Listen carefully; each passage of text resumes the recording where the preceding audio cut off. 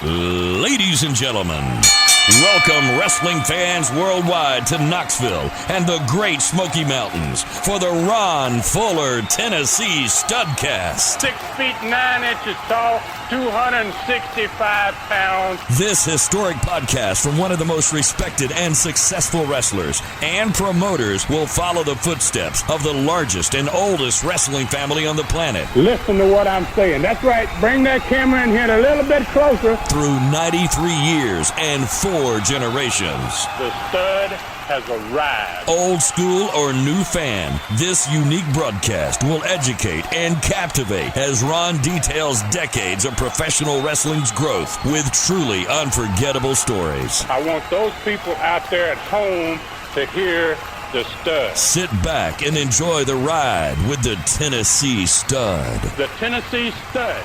You will learn that name. You will remember it. And now, the stud is here. Hey everybody, welcome in. It's another Studcast with the Tennessee Stud, Ron Fuller. I'm David Summers, and here comes the story of wrestling in America as told by the Stud, whose family started the profession over 100 years ago. So now, let's step back into the ring and back into time.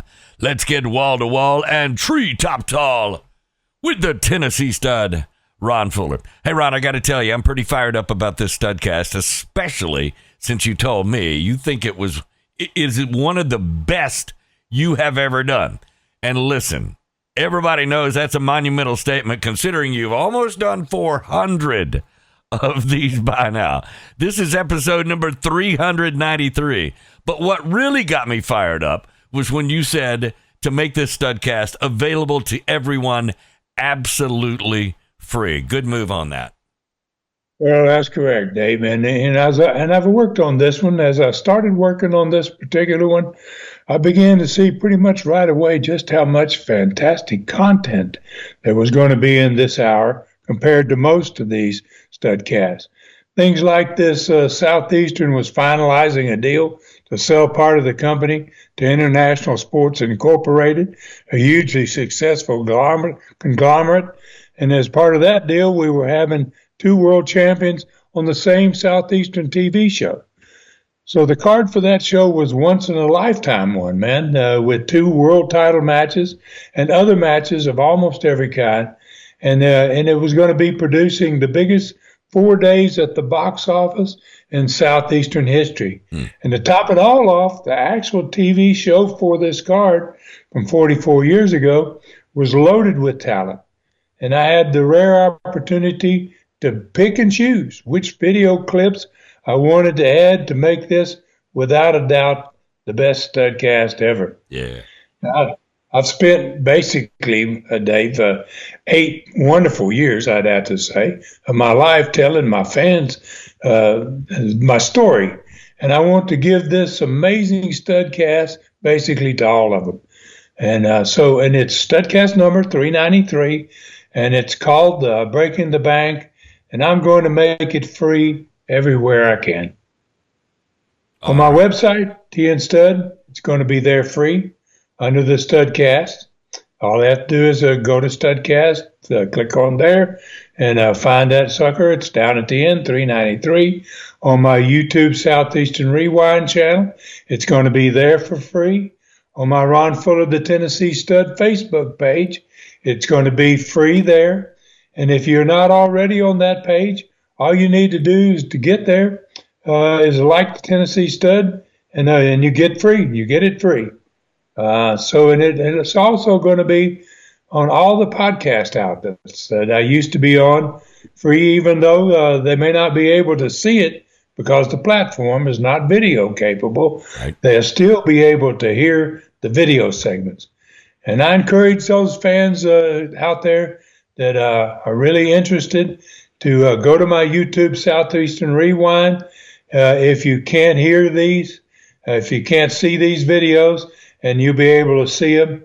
And there's going to be 7 videos in this special Studcast. Yeah, that's cool. And you say if you're listening in podcast form, you can't see it.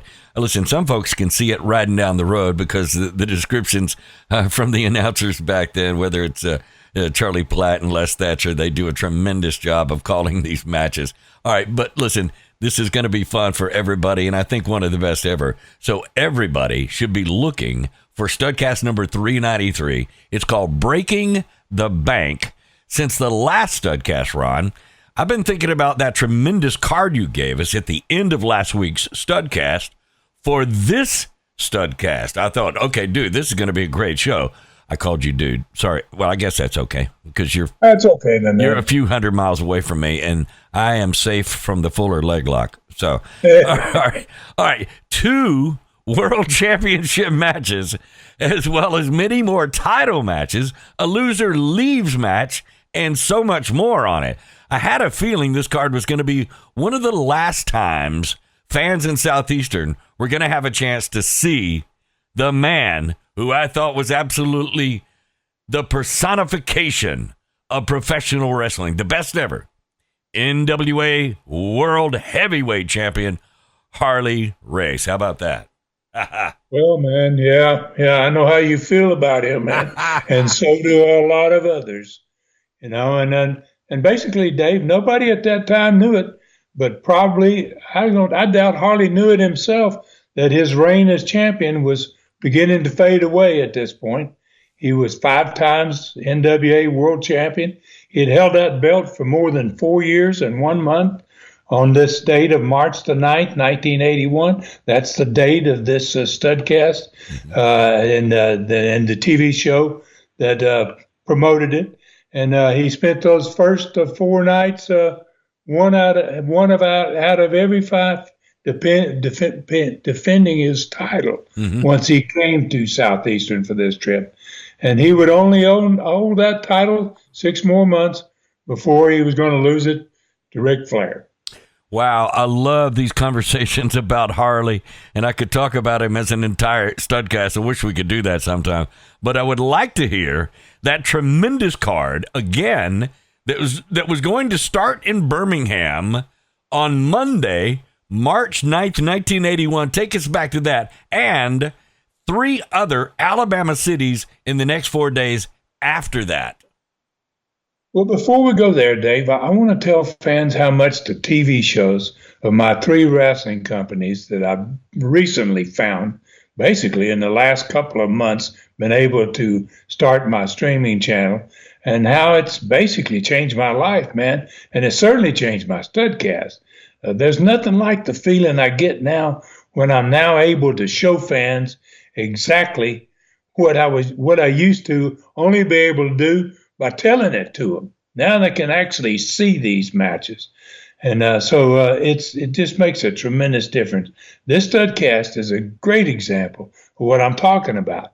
It has 7 videos in it and more than 20 minutes of matches and interviews that I would have never seen again had it not been for my TennesseeStudStreaming.com channel. And basically, man, I got the feeling that there's nothing more powerful than the actual TV shows from years ago, especially since the sport has changed so dramatically between now and then. Mm-hmm. And then speaking of powerful, Dave, this card that you're talking about in the second week of March 1981 was just that, man, with all kinds of matches and wrestlers feuding with each other. The opening match was a newcomer from Russia, Chris Markov, facing Brad Armstrong, who in himself was a tremendous young talent that was going to go on to become the Rookie of the Year. The same thing that his father had done in 1965. Bob was also Rookie of the Year in 1965. Wow. So then in the next match, the first of 5 championship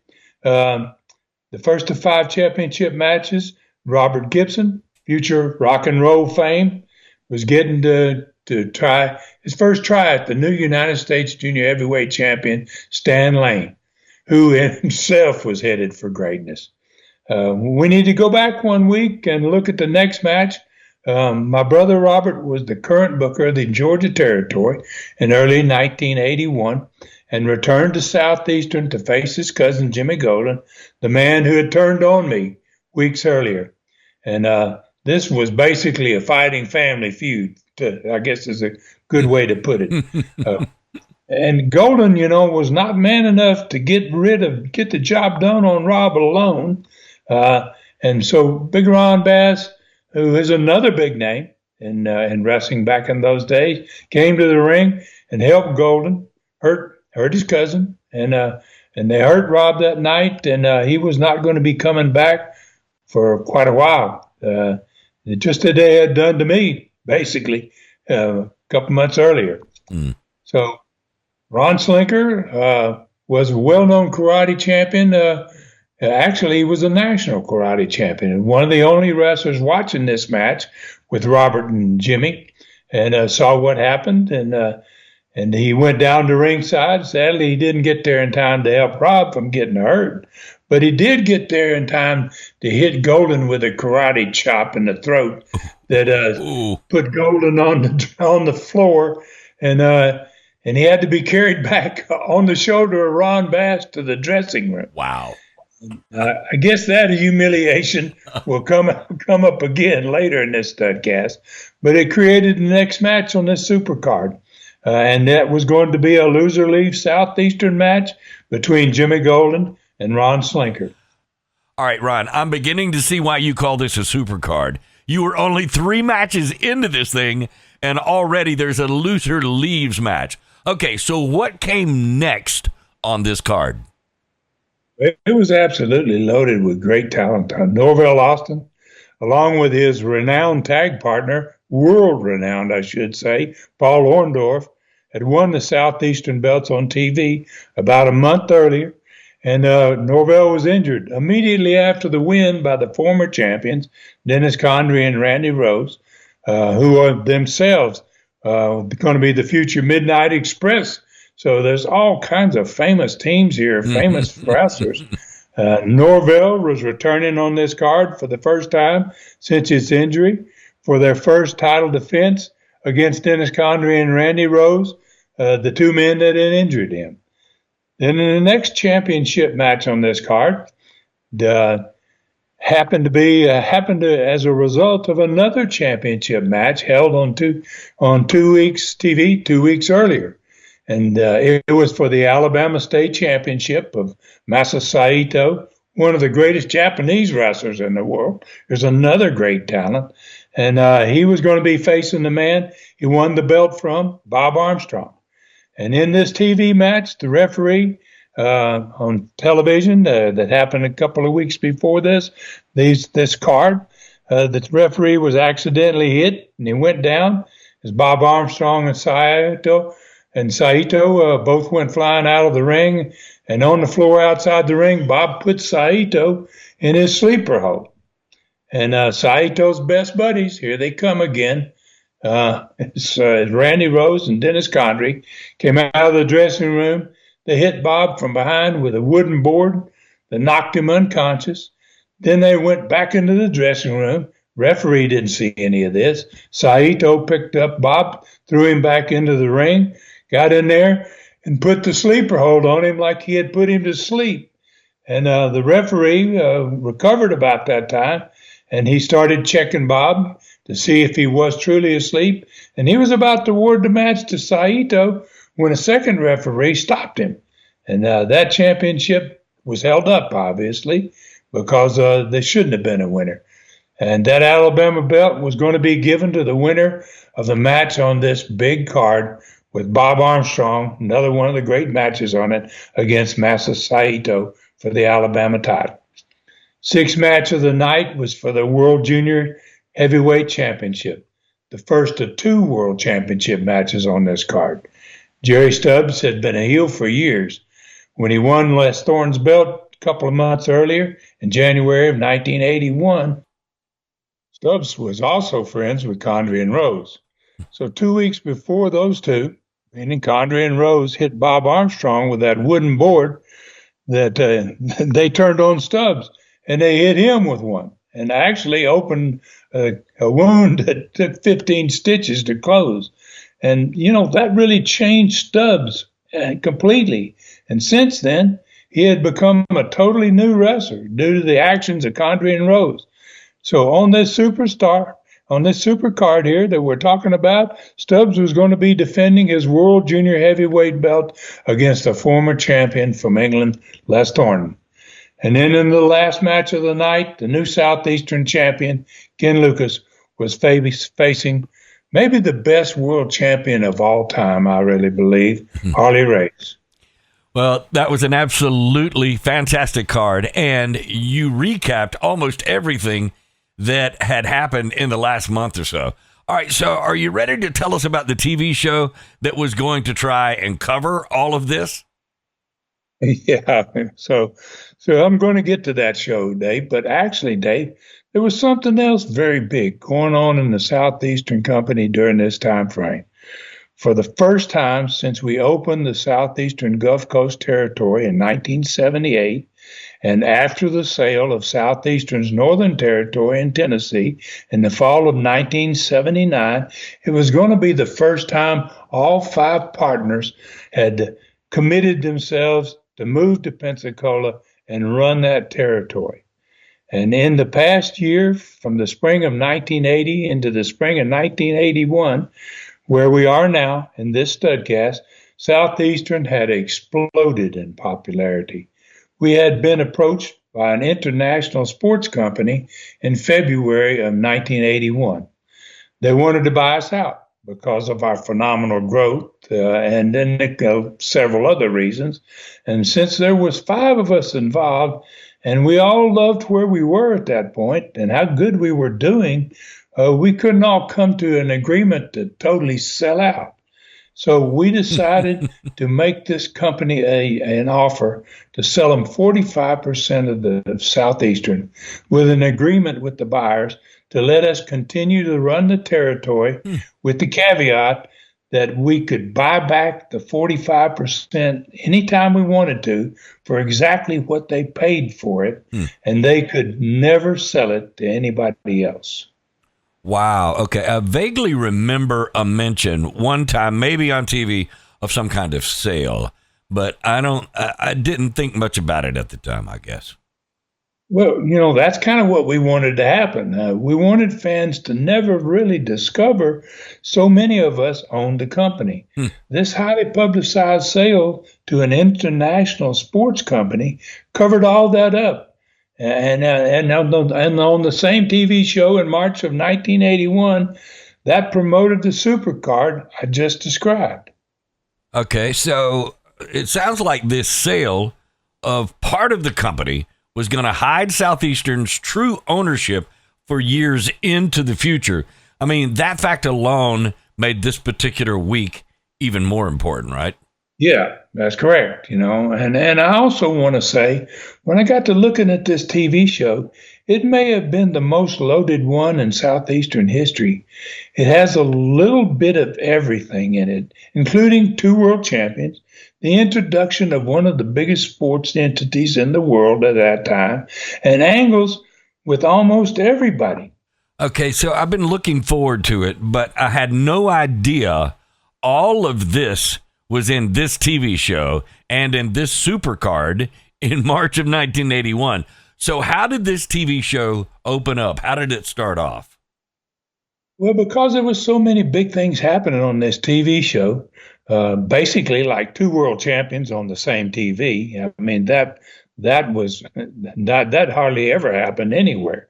We had to open up with something unique, I felt like, for this show, and we did just that. And that's going to bring us to the first video in this Studcast. And I hate to say it, but the video is not the best. The quality of the video portion, especially, because this was shot 44 years ago. But what the gentleman had to say in this is well worth it. Charlie Platt pre-recorded this special opening for this TV show exclusively with the CEO of International Sports Incorporated, a guy named Ardell Neal. Okay, I can't wait to see this. So how many wrestling shows in the world would have something like this on it? All right, our producer Brian is going to set it up and roll it right now. Here it is. It's my privilege today to introduce a gentleman to the Southeastern wrestling fans throughout the Southeastern Wrestling Television Network, Mr. Ardell Neal. He's a chairman of the board for International Sports Incorporated, a promotion company who has, in this past week, purchased the wrestling rights of Southeastern Championship Wrestling. First of all, welcome to the set today, Ardell. Thank you very much. Pleasure to be here. And International Sports Incorporated now purchased Southeastern Championship Wrestling. It is a big sports promotion company, and maybe some of the fans would like to know some of the other sporting events promoted by your firm. Sumo wrestling in Japan is one, and rugby of Australia, also soccer in Germany. Also, I know for a fact that International Sports Incorporated is very active here in the United States in promoting stock car racing all around the country. Correct. Also, I'm sure the fans and would like to know what, as far as prize money in the future and promotion of wrestling in this area, we can look forward to. Well, it's been said that there's approximately $100,000 that's been spent in the previous year, and understanding that they have done a tremendous job, we plan on at least trying to say that we're going to spend at least $300,000 in prizes and special events and what have you. That's coming up in the next year here in the Southeastern Wrestling area. That's correct. A lot of excitement over this purchase of International Sports Incorporated. Why you picked the Southeastern Wrestling area for a purchase for the rights of wrestling in this area? Is there any particular reason why International Sports chose Southeastern Wrestling? Yes, sir, it is, and it's a pleasure to make this statement that throughout my travels and a lot of speculations all over the country, and with the recommendation of and the knowledge of the great job the wrestlers have done in this area, we decided to choose this area. I know that was probably a large purchase price involved in the total Southeastern area. Well, I might say this, it is one of the largest purchases we've made so far. Mr. Ardell Neal is chairman of the board of International Sports Incorporated, the new purchaser of Southeastern Championship Wrestling, and looking forward to working with you in the future. My pleasure to be here and looking forward to be with you from time to time. Thank you very much. I got to tell you, Ron, that was an amazing piece of video and something most territory owners would never make public.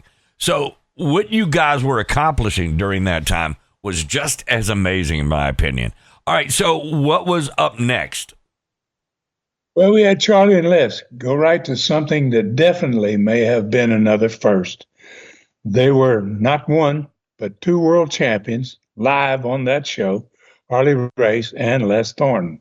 Harley Race was going to follow the introduction of the International Sports Incorporated with a personal endorsement of their credibility, man. So that was going to be, let's take a look at this. That's going to be the second video in this Studcast. You know, Ron, that's pretty cool. You were going to have the new company being complimented by the NWA World Champion. All right, so our producer, Brian, is going to play this next video for us, and here we go. For 5 times, the NWA World Heavyweight Champion Harley Race. He defends his title all over this country and in many foreign countries like Australia, Japan, Mexico. Well, this is a great pleasure to be here on this television with the junior heavyweight champion, because it gives the people a chance to see the classic difference between the junior heavyweight and the heavyweight. I am the world's heavyweight champion. I've been that 5 times around. I've wrestled all over the world. And again, let me congratulate International Sports on putting all this together to have on their first television show. Both champions. I've been around, like I say, around the world 500,000 times. And I saw the organization at work in Japan. I saw it at work in Australia, New Zealand.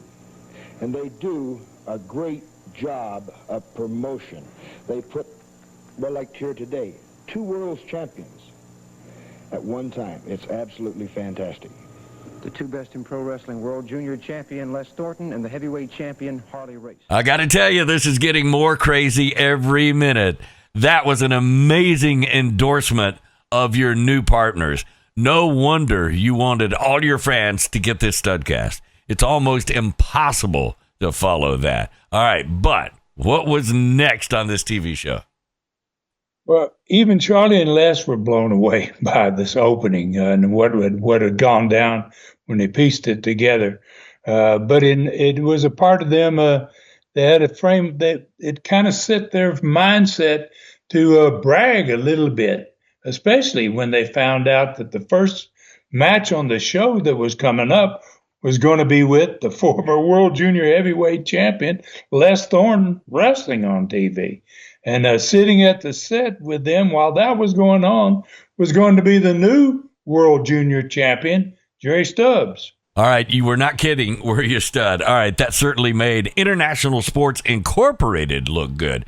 So the present NWA world champion promoting them and the former world junior heavyweight champion in the ring for the first TV match. So how did that match go? But we wanted to make this TV really special.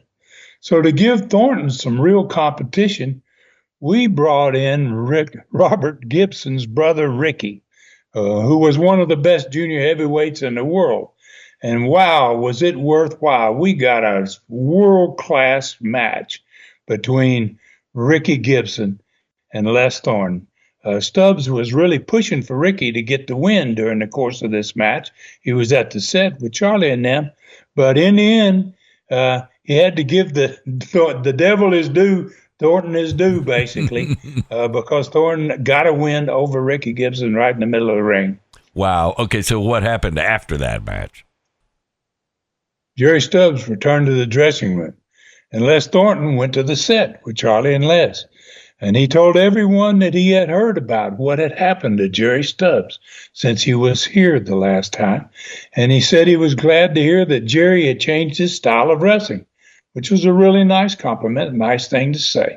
Then he really picked things up. He invited Stubbs, who had left the set, to come back to the set, which Stubbs did. And then he congratulated him and said he looked forward to their 4 matches for the belt in the next 5 days. Jerry had the belt with him, and he threw it over his shoulder, and he shook Thornton's hand.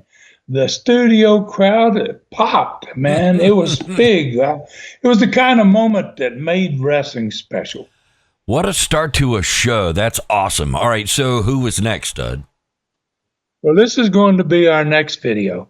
And I want to describe what was not on the video to set up the actual match.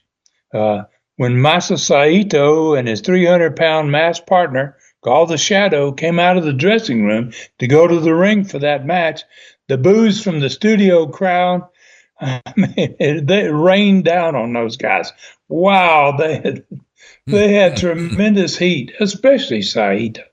Then when the other dressing room door opened, it was the first time fans had seen Norvell in 3 weeks, since he'd been pile drived on that steel chair by Condrey and Rose right after he and Paul beat those guys for the tag team belts.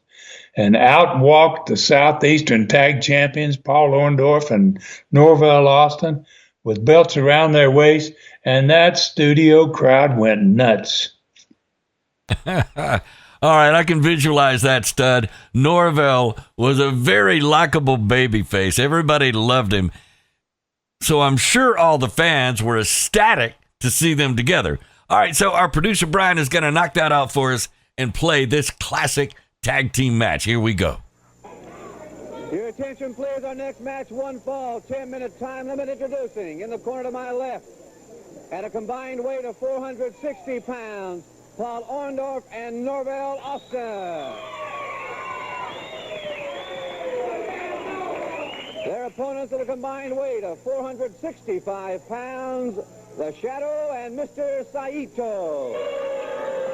Saito and the Shadow, man, we know not a whole lot about his career in pro wrestling, taking on 2 of the favorites from the Southeastern wrestling area, Paul Orndorff and the Junkyard Dog, Norvell Austin. Norvell Austin looking fit and hearty, Charlie. Coming off that injury, he's back in action, and he and Orndorff do make a very lethal combination. They're tough. And, of course, they're breathing right down the necks of Condrey and Rose with those Southeastern tag belts certainly very much in the picture. Hammerlock by Orndorff on the Shadow. Over on the ropes, and we have a clean break. You know, I heard the chairman of the board of International Sports Incorporated mentioning sumo wrestling. I think it's very fitting that one of the men wrestling in this area right now, a former sumo wrestler, Mr. Saito. Right now, the Shadow. On a reversal, it's Orndorff catching his man, dropping the knee. Last man about to pull out, but Orndorff did nail him. Moves in on him now. See how Orndorff right on top of him, like herding a cow, a stubborn bull in the pasture. Saito with a scoop at the takedown. Good hook. Orndorff going for the move to get out. Saito on the ride. Orndorff going for that leg. Temporarily tripping Saito, but he's back on his feet and goes double leg. Oh, good one, Charlie. Good one. And, of course, he's a hard man to handle. He's using that strength, that power in low on Orndorff. And we've got two men in there now that both have a lot of power. Both move well. Into that Boston Crab. Let's see if Orndorff can use some power to bridge his way out. And he does. Saito and Orndorff matching strength for strength. Pretty even encounter there. Nice fire security by Paul. In control now. Trapping that arm on the way down. You know, if I were still wrestling, Charlie, Saito wouldn't be a man that I'd pick as one of my favorite opponents. He's tough to handle. Always amazes me to watch the different styles of this man in the ring. We see some well-conditioned men in that ring right now. Saito with a nice takedown with the armbar now. Orndorff looking for a handle way out. Takes his man over, but Doriano does hang on. So, nice switch by Paul. Comes up with a hammerlock.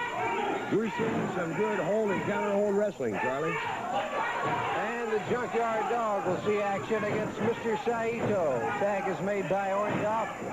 Maintains that arm bar. Applying the pressure.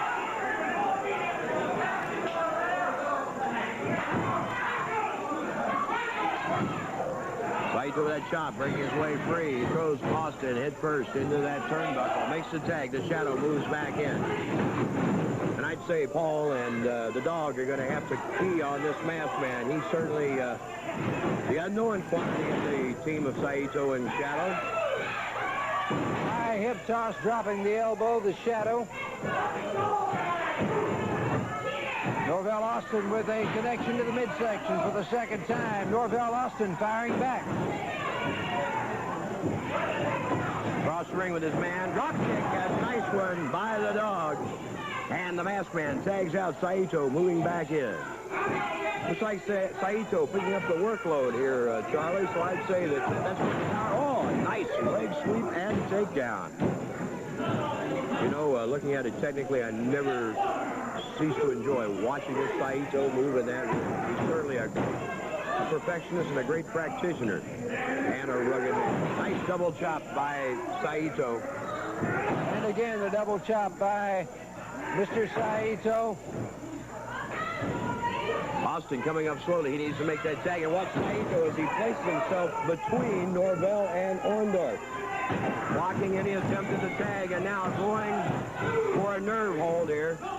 Apparently Larry Brock calling it a chokehold. And again, Saito going into the side of the neck. And Brock again ruling that is illegal. And it's a borderline case, Charlie. I don't know, not being close enough to find out which man I would have to go with. Saito cracking him with that chop. And again, the Shadow takes the tag. Shadow moving in on Austin, takes his man into the ropes. Back body drop.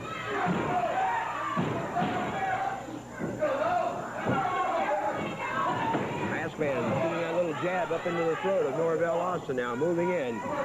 The man is methodical, takes him into Saito, catches the tag, and as he blocks him, Saito with that chop to the midsection of Austin. Nice Russian leg sweep there as Saito takes his man back, hooks him, tries him in, but the dog bails out. Good effort on his part. And what a match we have here. Excellent tag team action. Look at that Saito. One of the 101 suplexes and the ways of doing it of Saito as an Austin catches that rope on the 2 count. Junkyard Dog going to that bottom rope very wisely. And again, the tag is made with the shadow. These men moving in and out very effectively against the team of Orndorff and Austin. My man Norvell needs to make that tag. He's got the masked man going now. And staggers him with that headbutt. Austin, losing his sense of direction, goes and gets it. Orndorff, the first man, moves in and will change the tide of battle. Former North American heavyweight champion Paul Orndorff then against the shadow. Takes his man into the ropes, coming off.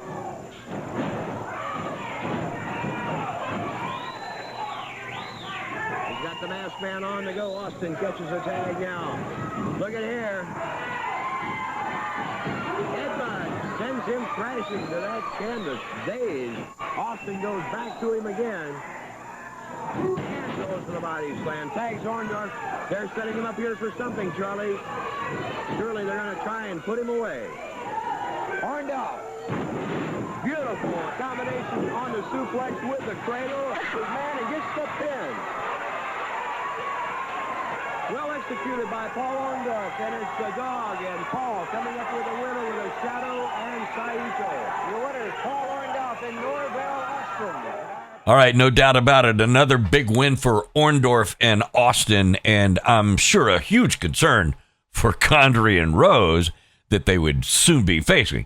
All right, it was good to see Norvell, who appeared to be fully recovered from that pile driver 3 weeks earlier. Okay, so what came next, Stud? Well, there was an interview with both teams, Condrey and Rose. They were obviously disappointed to see Norvell looking so healthy, and they made a point of saying that they weren't finished with him. In fact, they promised everybody that they were going to make sure that he was not going to be there a month from now. That basically to run him out of the territory or injure him so badly that he was going to have to leave. Norvell was not pleased by their comments, obviously, and said so. And Paul was on cloud 9, man, having his partner back in the ring with him. They were both looking forward to their next series of tag team matches with Condrey and Rose. And they made a point of saying that bad injuries, since the Condrey and Rose had brought up hurting Norvell, that bad injuries were just a part of the sport. And they said next time it may be Condrey and Rose that gets hurt. Well, it seems like Condrey and Rose were focused on Norvell Austin in particular. All right, so was the personality profile the next thing? And with all of this talent on the show, it had to be somebody big. So who was on that? Well, you were right about the great wrestlers available for the profile, man. I mean, on this show, we were absolutely loaded with talent. And we made the decision, basically, in order not to offend any stars, because there were several of them, including 2 world champions, that we were going to let Charlie and Les just discuss everything that was happening on this coming card and in the coming week. And they talked about the surprise sale of Southeastern. They talked about the double world championship matches with Harley Race against Ken Lucas and the present world junior heavyweight champion Jerry Stubbs defending against the former champion from England, Les Thornton. They discussed the situation with the held up Alabama State Championship belt with which happened 2 weeks ago between Masa Saito and Bob Armstrong. And when Armstrong was the second wrestler in the last month to get hit by the Dennis Condrey and Randy Rose wooden board team. And then they covered the Condrey and Rose controversy about after losing the belts on TV, after putting Norvell Austin in the hospital and his being unable to wrestle for 3 weeks. Talked about the upcoming loser leave match between Jimmy Golden and Ron Slinker as a result of the Ron Bass and Jimmy Golden teaming against Robert Fuller the week before and injuring him. They even finished in an update with Ron Fuller and the fact that he was winning. He had just won the California Heavyweight Championship in the Grand Olympic Auditorium in Los Angeles the week before. Wow. Okay, I knew there was a lot going on, but that profile had to be something really special. I don't even remember so much being covered in one personality profile, which was a hugely popular segment. All right, so who was in the next match? Well, actually, the profile wasn't over, Dave. They even covered the opening 3 matches on this card with a pre-recorded interview from Bob and Brad, who were against Saito, and Brad was going to be against the new Russian Chris Markov, and Robert Gibson was a part of this too, talking about his United States Championship shot, junior championship shot at Stan Lane. All right, Ron, here we go. And Brian, our producer, is going to set that up and play that interview. Here it is. With me, Bob and Brad Armstrong and Robert Gibson. Bob defends his Alabama state title against Mr. Saito. Robert Gibson goes after the newly acquired U.S. junior title now held by Stan Lane. Brad Armstrong will be taking on the very tough Russian Chris Markov. Before I talk to these gentlemen, let's hear from Stan Lane and Mr. Saito. Bob Armstrong, you me a lesson many times. Last time you cheat me, take my belt. I'm so hot now. This time, I show you Japanese samurai horse. You're surprised to you. I understand the rescue squads have been tripled in Birmingham because every time I step in the ring, women pass out. Well, Reuben Gibson, you're going to pass out very shortly too, my friend, because there's no way in the world you're going to take this belt from my waist. Well, Robert, you've got a chance to be the United States Junior Heavyweight Champion Monday night. Yeah, Lester, you know that Stan Lane, he sure does sound overconfident, but Stan Lane, I've been to Birmingham a lot of times. I got a good record up there, and I'm coming at you 110% after that junior heavyweight champion. I'm planning on taking it. Brad, I know you want to get back to that U.S. junior title rating, and, of course, you've got Chris Markov Monday night. Yes, sir. If I can get by this guy, maybe Stan Lane will give me another shot at that belt, and that's what I will need. Good luck to you, Bob. You've got that title back, but, of course, against Saito, it's always tough to hang on to something. Exactly right, and he's yelling about cheating. Me cheating, where every time I turn around in Birmingham, I'm looking at the Condrey and Rose sisters, whether I'm wrestling them or not. They seem to have formed a terrific trio. Well, now the shoe's on the other foot, brother. I've got the belt. You've got to come and beat me.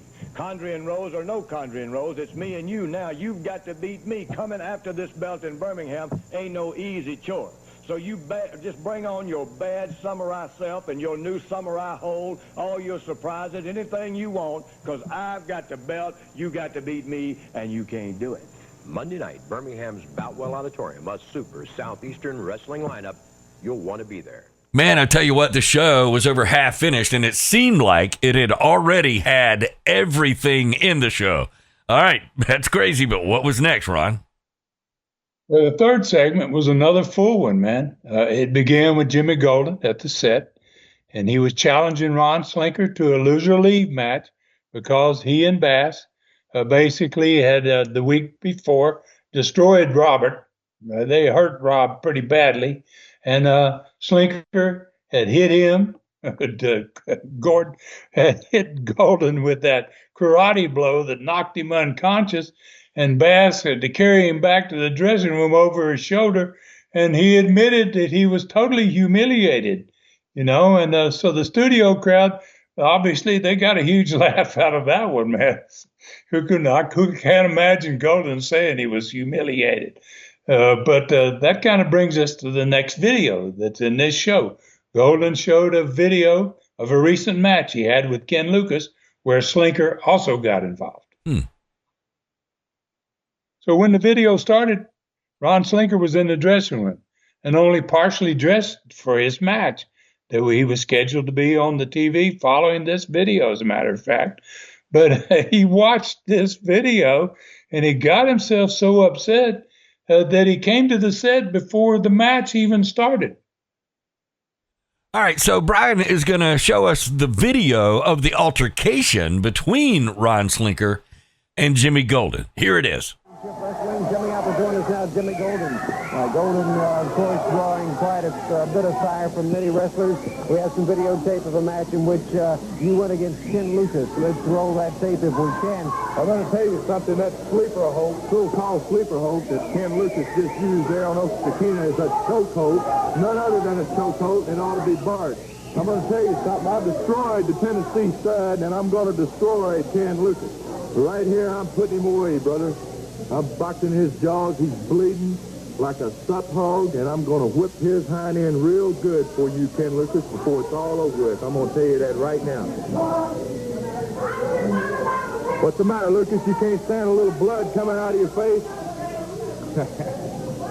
Now, if you look at him right here, the man's hitting me in the face and the nose and the eyes, biting me in the face. Can you imagine that? Is that supposed to be professional wrestling? Lucas don't know what professional wrestling's all about. The man right there in the red trunks does. Jimmy, certainly you did hurt the Tennessee Stud, Ron Fuller, but because of that, you've got men like Ken Lucas and a lot of them breathing down your neck. Everybody wants a shot at Jimmy Golden. Rotten Slinker. He stuck his big nose into it, and I'm going to chop his nose off. People's been writing and calling, where's the Tennessee Stud? The Tennessee Stud ain't no more. He's not here anymore. There's only one stud, the super stud, Jimmy Golden. Excuse me, let me interrupt you. I believe Ron Bass just handed you something outside the ring there. Bass, I didn't see him hand me nothing. Bass was just there trying to tell the referee what Lucas was doing. You see him right here. There he is, Lucas, back in the ring again. Supposed to be over. Now he's trying to fight Ron Bass. He done jumped on Ron Bass for no reason at all, man. He thinks he can beat two men at one time. He can't beat me. He can't beat nobody. He's a has-been. He's washed up. Well, Bass has no business actually at ringside, Jim, nor in the ring, for that matter. What do you mean he's got no business at ringside? Well, it was a match between trying you to and... tell the referee what was happening, man. Now, right here, you're going to see this geek, jerk, Ron Slinker come into the ring and stick his big fat nose into something that doesn't belong. Slinker, I'm going to tell you something, boy. You're going to get hurt real bad. Look at him right here. Hey, man, wait a minute now. Let me tell you something. You're a backstabber, a liar, and I'm going to take care of you right now. If you want it, you want a piece of me in the ring right now. This boy has got something coming to him. He's been needing it a long time, and I'm fixing to get it for him right now. Boy, you made a mistake tonight. Yeah.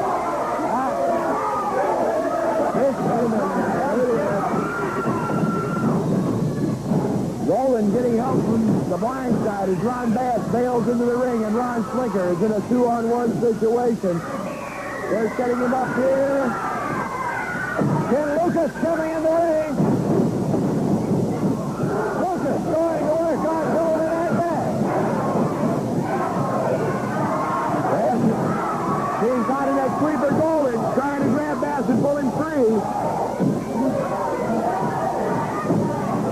Staring at Lucas's eyes now. Golden gets Bass free, and they head for the dressing room. It was Slinker coming out, telling to Golden, and there you see the way Golden operates again. Help from Ron Bass. Bass bailing right in there. Slinker thought he had Golden one-on-one, but that was not the case. Ken Lucas out to help Ron Slinker. Okay, that was a very unexpected thing to happen, especially on this very important TV show. What did Slinker do about his scheduled match after he and Ken Lucas left the ring? Well, Slinker went back to the set right away, and he accepted. Golden was in the dressing room. Slinker went back to the set. He accepted Jimmy Golden's challenge for the loser leave match the following week. And then he was half dressed. He went straight on into the ring and destroyed his opponent. It feels like he was fully dressed. He never got an opportunity to get himself dressed properly even before he got into all this. All right, so this TV show is becoming absolutely amazing. What was in the last segment of the show? I'm assuming that's where we are. Go ahead. Well, it began with a pre-recorded interview with Ken Lucas, done about his upcoming match with Harley Race. Okay, and we've got a clip on that. So Brian is going to set that up, and here's that interview with Ken Lucas. I'd like to take a moment to talk to Ken Lucas. Ken, returning to the Southeastern Wrestling area a couple of weeks ago, you've taken the area by storm, and this is our first chance to really sit down and talk to Ken Lucas and see what's been happening in your career. Well, it's a pleasure to be back. I just come out of Tennessee, and I had quite a few different titles up there, tag team titles and also single titles. But it's nice to be back down in this area here. I've got a lot of friends and a lot of fans down through this way, and I always try to give 110%. And like I say, I have respect for the fans, and I hope they have respect for me, Charlie. Take this opportunity to congratulate Ken. In the short time of his return in the Southeastern Wrestling area, he has already captured the very prestigious Southeastern Heavyweight Championship, and I know that's pleasing to you, Ken. Well, it is pleasing, but anytime you hold a belt like this, you've got a lot of guys gunning for you. I've got right now, Mr. Bass is looking for a return match. Mr. Golden's around. There's Condrey. There's Randy Rose, and they've got some great, very, very tough men here, and I have a lot of respect for all of them. And I know one thing for sure, in professional wrestling, you sell nobody short, because when you do sell somebody short is when you get beat. Holding on to that belt will be a tough job for Ken Lucas, I'm sure, because, as you just mentioned, tough competition in the area. But the man that has this title around his waist when Harley Race comes to the Southeastern area will be going after the world title. Well, I've wrestled a lot of world champions, and I've never had one beat me, but I'll say this, that when Mr. Race comes, I hope that I've got this belt, because I have a little score to settle with Mr. Harley Race after a Kansas City episode. And like I say, he's the man that is the world champion. You've got to have respect, and you've got to have a lot of prestige for him, because he is the world's best, and that's what makes the champions like Harley Race. Wrestling will be coming to Georgiana, Alabama in the very near future, Ken, and you'll be in competition in Georgiana. Yes, it's a pleasure to go up to that town, too, Charlie, and I'll be seeing a lot of old friends up there, and Ken Lucas come that way. Thank you very much for joining us, Ken, the Southeastern Heavyweight Champion and a favorite of the fans throughout the Southeastern wrestling area, Ken Lucas. Thank you, Ken. Thank you. All right, Ron, to me, it sounds like something very personal happened between Ken Lucas and Harley Race. This had been, an awesome TV show, Stud. So I can't wait to hear the results of this particular night. Well, hang on a minute, Dave, because the show ain't over yet. Wow. So, we got one more video, man, and it was the last match on this show. And it was a match between Ken Lucas and Oki Shikina. Did you have extended time on air? This is crazy. You got to be kidding, Ron. All right, this was not over. So Brian is going to play the last video on this spectacular Studcast, and here it is. Your attention, please. Our next match, one fall, TV time remaining. Introducing in the corner to my left, at 223 pounds, from Las Vegas, Nevada, Ken Lucas. Ken Lucas. His opponent, at 240 pounds, the Japanese destroyer, Oki Shikina. Shikina taking on Ken Lucas. And Shikina on the bell goes on the attack against Luke. Shikina opens right up on his Charlie. And what can be said about Ken Lucas? He's a tough one, and Shikina trying to give it to him now. And here you see it. Luke blasting back, and he can trade him with you any way you want. Goes for a sleeper. He's got it.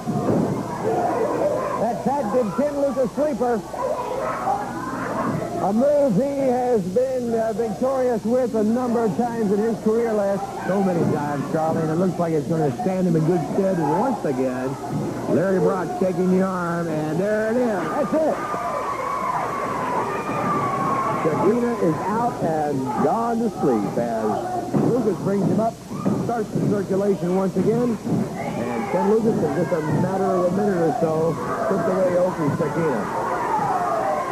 Ken Lucas, the winner over Oki Shikina with the Ken Lucas sleeper here on our television edition of Southeastern Championship Wrestling. All right, I could tell the way Ken Lucas was so fired up. There was something personal about what was coming the next week for him, no doubt. This show has been absolutely amazing. Everything, Ron. So I can't imagine anything more. Well, get ready. Well, there's one more thing, Dave. Okay. Just about the time Lucas put Shikina to sleep in that match, that last match, Harley Race, with his belt, went to the set with Charlie and Les. Now, in fact, Lucas still had the sleeper hold on Shikina in the ring. And so Harley shows up at the desk, and the desk, the set right in the path that Lucas was going to have to take to get back to his dressing room. So when Harley blocked Lucas's path, he then took his 10 pounds of gold and he held it up over his head. Everyone in the building stood up. I mean, there's Lucas face to face with him. And basically Harley's saying, here it is, right? And wow.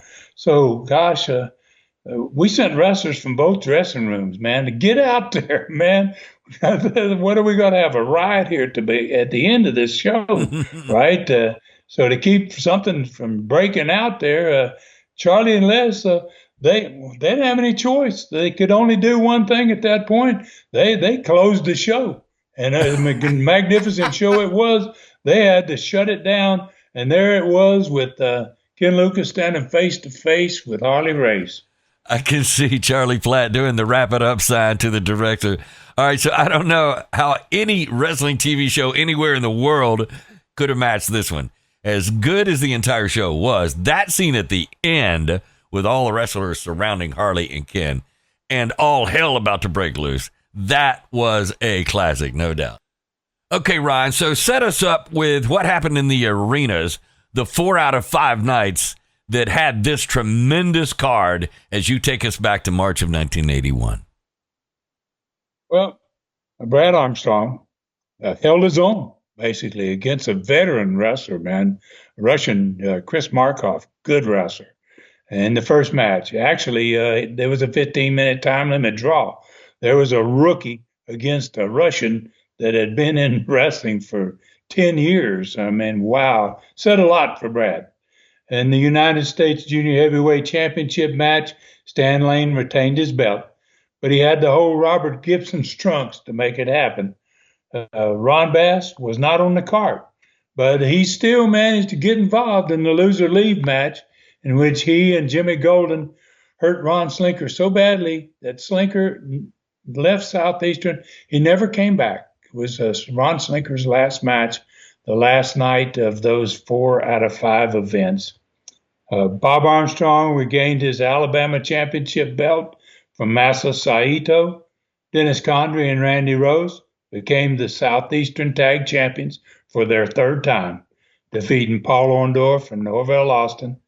And then the new World Junior Heavyweight Champion, Jerry Stubbs, lost his first of 4 championship matches to the former champion, Les Thornton.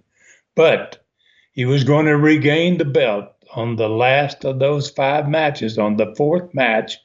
And Les Thornton was going to go back to England without his belt again. Wow. Then in the NWA World Championship match, Harley Race successfully defended his belt in all 4 title matches with Ken Lucas. Wow. Okay. What a night of wrestling that had to be in each of the 4 cities in the Southeastern Territory. And I can always remember a match whenever Harley Race came into town. I could never, for some reason, his presence was so ominous.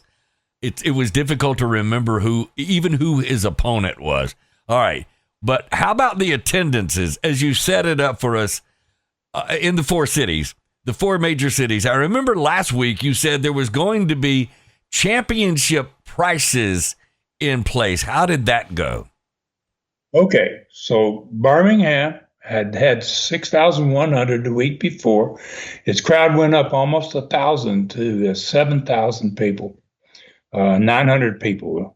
Mobile, because we were in the big building again, it went from 6,000, which was the maximum that Expo Hall would hold, to 9,300.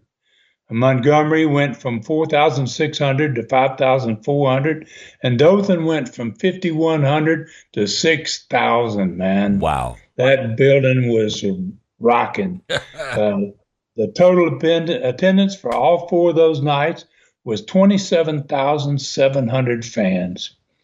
The average ticket price was $2. We did jump the price up because it was championship prices. The average ticket price was $2 more than the usual $6.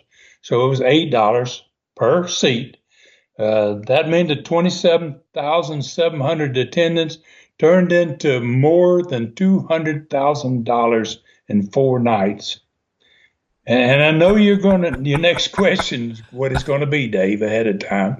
I know you're going to ask how much did Harley get and what was the value of that money. Well, you bet. Today's money. Right. So I already got the figures for you, man, in advance. Harley got $20,000 for those 4 nights, and it was worth $70,000 in today's money. Do you remember, I mean, was this another situation Was it one at a time at each of the 4 different venues, paying him off and putting the money in his hand? Do you remember that? No. I couldn't get to the dressing rooms in some of those buildings, so I had to send the payment.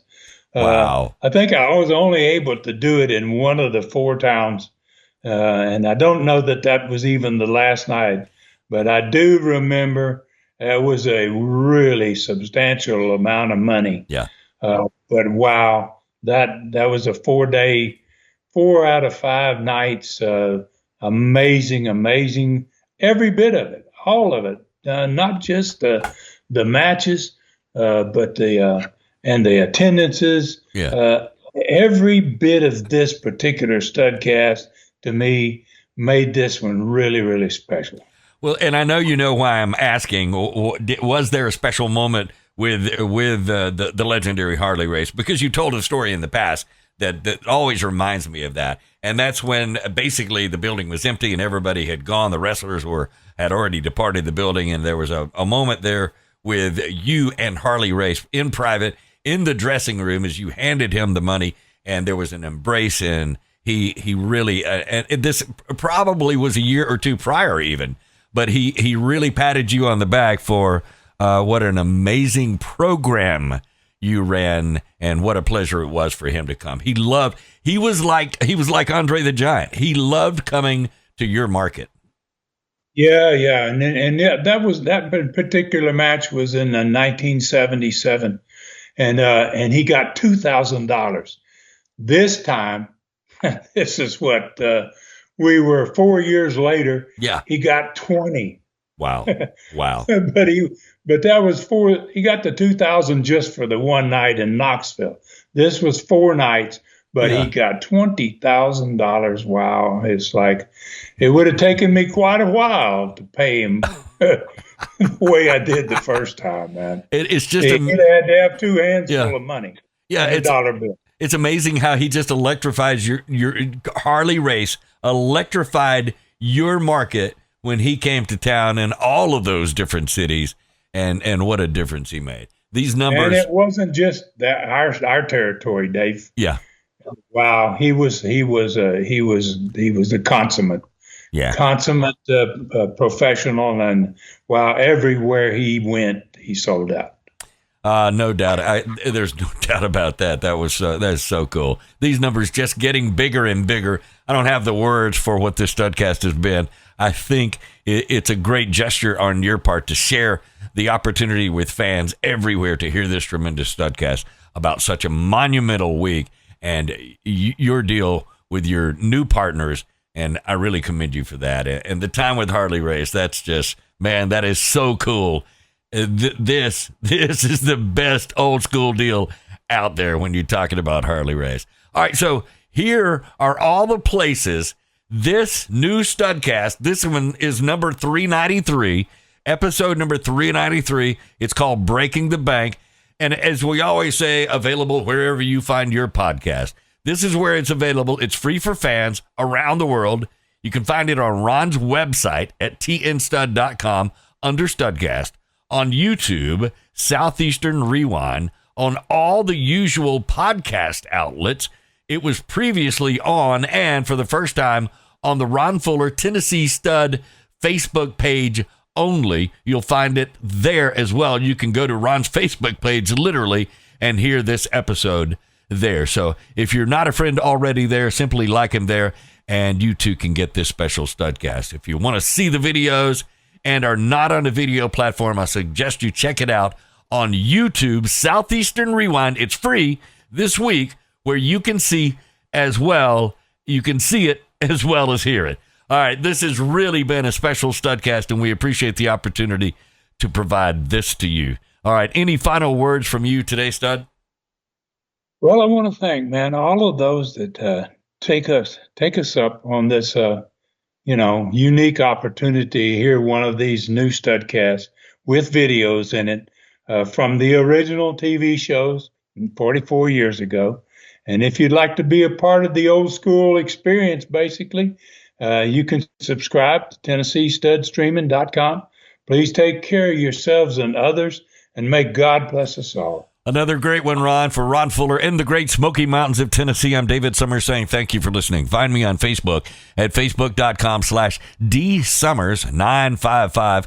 On Twitter, now known as X, Dave_Doin.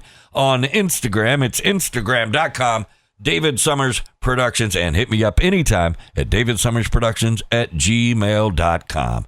This Studcast is a David Summers production for Tennessee Stud LLC. Thanks for joining us today for this historic Studcast. The true story continues next week. So full Nelson your friends and point them in our direction for another ride with the Tennessee Stud. 1, 2, 3. This is David Summers saying so long from the Great Smoky Mountains.